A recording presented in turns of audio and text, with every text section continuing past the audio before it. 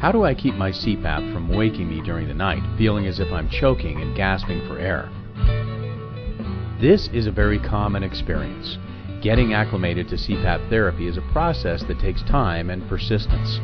During the evening, before bed, take your mask and machine into the living room and use your CPAP while awake and watching a favorite television show.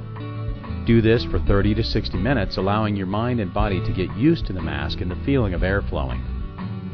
By using your CPAP while you're awake, you're sending a message to your body that tells it that you are choosing to use this therapy and that it's okay and safe.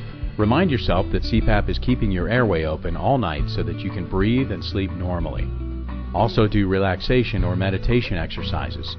Consider getting a good audio recording for sleep and relaxation. Over time, anxiety will lessen and you'll be able to get sleep that's better than you've had in years.